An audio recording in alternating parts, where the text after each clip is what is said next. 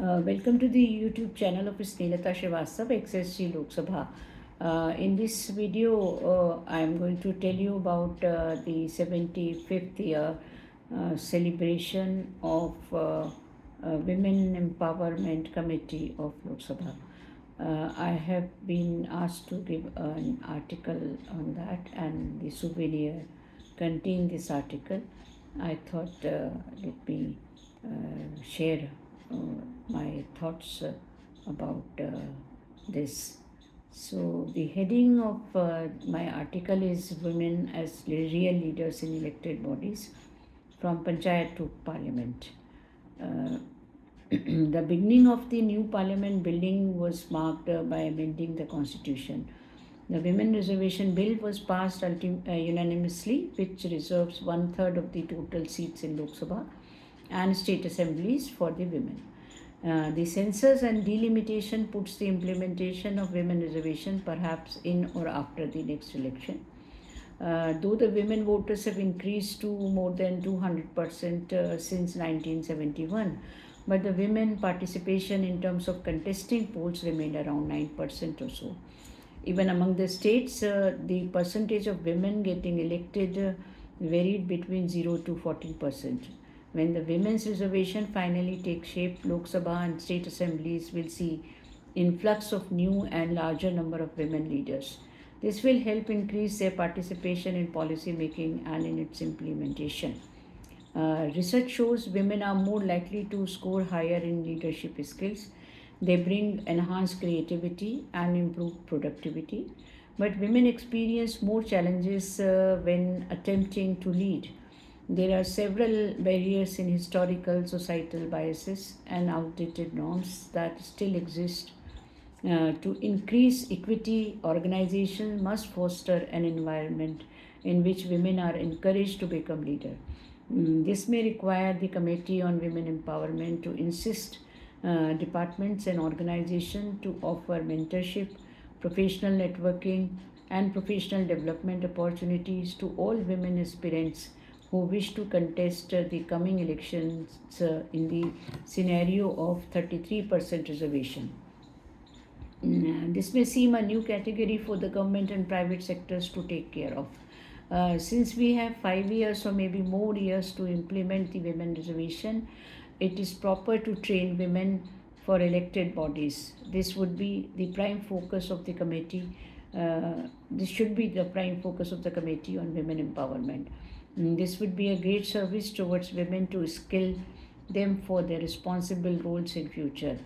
So in this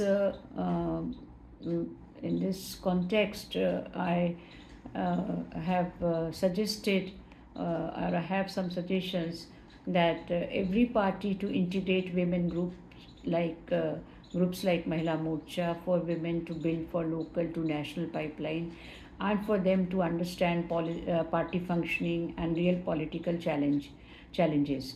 Political parties to promote women within their ranks. Women from rural and tribal backgrounds are mentored by the parties into national roles. Collaborate with Election Commission, Ministry of Women and Child Development, and Parliamentary Research Institute for training and data sharing. Connect aspiring women leaders with experienced mentors in politics. Offer skill building in public speaking, policy analysis, and campaign strategy.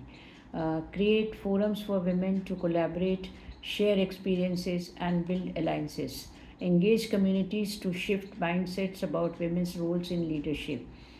Provide training in governance, budgeting, and public speaking to elected women members of elected bodies like in local bodies, student bodies, parliament, and assemblies, etc. Media, including Bollywood and TV channels, to encourage portrayals of women politicians as competent and visionary if they find the capable women around. Run awareness programs linking women's leadership to national development and governance quality. Encourage women's participation in student wings. Establish institutes focused on training young women in political theory, public policy, and campaign strategy. The training should be in the field of political literacy, leadership skills, policy and advocacy, ethics and accountability. Mentor pool can be members of parliament, activists and journalists in the format of monthly one-on-one sessions with the members of elected bodies and aspirants women. Women aspirants should be given regional language support, digital campaign on social media, on short reels of women achievers, interactive quizzes on political literacy, grassroots activation through mobile vans in rural areas with training demos. The above list I have given, or the above suggestions I have given, is indicative. The idea is to provide skills to women, as there will be a demand for women candidates to fill up one-third seats at the time of reservation implementation. It is a great opportunity for women to become quality candidates to contest elections from the various political parties. After women gets elected, it is important to become an asset to the elected organizations and contribute towards the development and progress of the country. The Committee on Women Empowerment role and importance should be prepare our women to be self-reliant and not dependent on their husbands and relatives when it comes to exercise their power. The leadership must be non-transferable. It is a declaration that the future of Indian politics must be inclusive, bold, and deeply rooted in the lived experiences of women across India. For too long, women have been seen as voters, not visionaries, as supporters, not strategists. That will end on the day when women reservation starts in spirit. In the above background, a movement is required for a leadership initiative. With this kind of proposed initiatives, we would build a pipeline from panchayat to parliament. Women will not just to win elections, but to shape policies, lead communities, and challenge the status quo. This may include the tribal belts of Chhattisgarh, the coastal villages of Kerala, the urban slums, rural labor, and the tea gardens of Assam. To every woman listening, your voice matters, your ideas matter, and your leadership is not a dream, it is a necessity.